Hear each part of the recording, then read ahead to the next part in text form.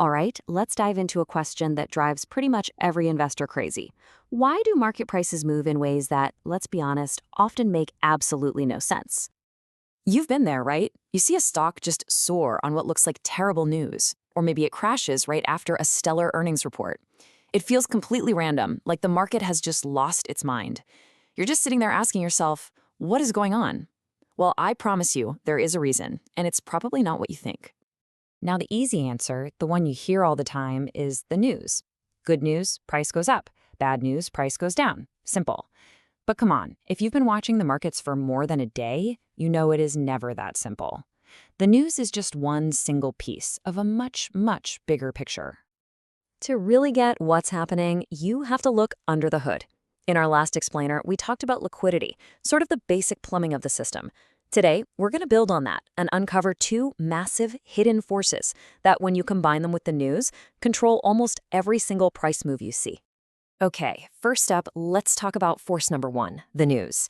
We're calling this one the obvious suspect because, well, it's the one everybody immediately points their finger at. And look, it's important, for sure, but it's really just the opening act. So what do we actually mean by news? In the world of finance, it's basically any new, public bit of information that could logically make someone rethink what a company or an asset is worth. It's the story, it's the headline, the narrative that shapes all of our expectations.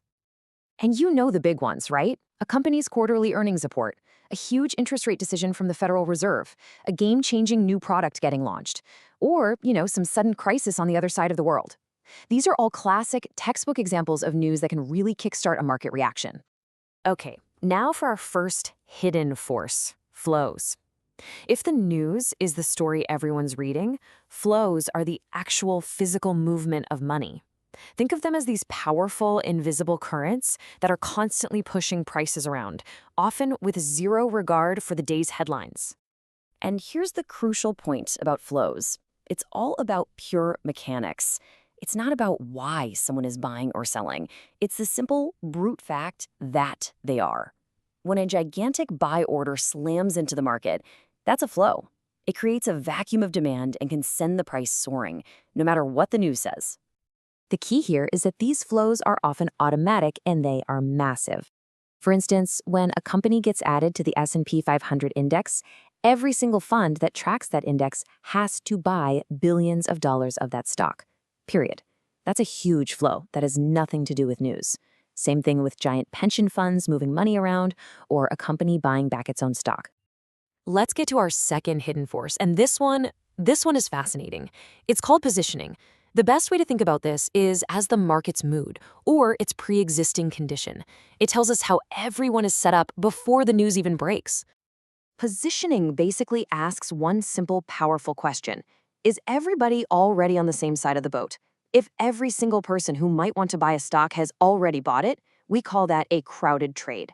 And let me tell you, a crowded trade is an incredibly fragile thing.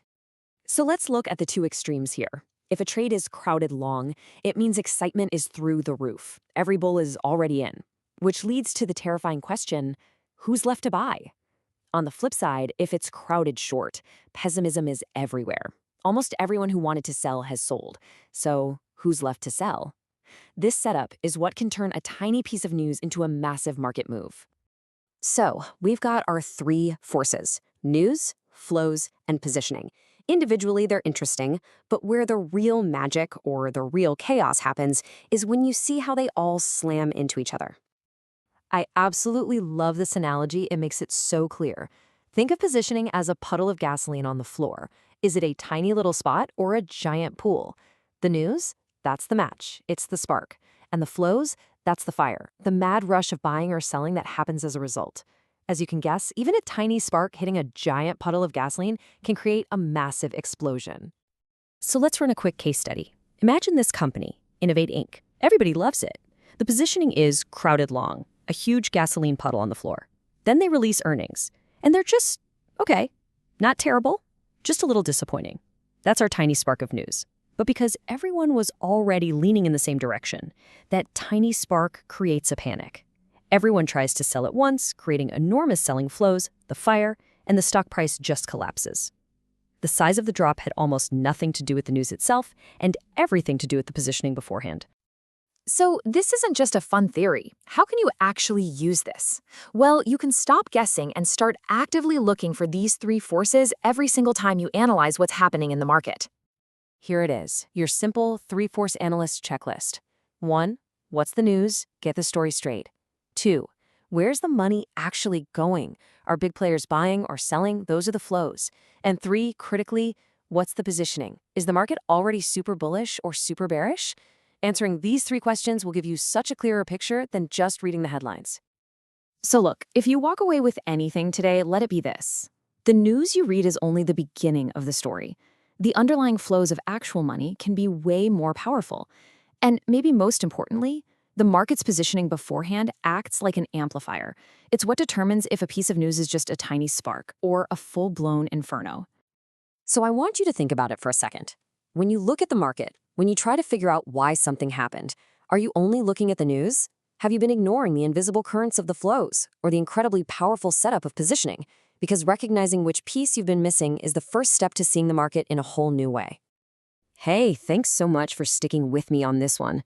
If you found this useful, we're going even deeper into the nuts and bolts next time, taking a look at market microstructure. Make sure you're subscribed so you don't miss it.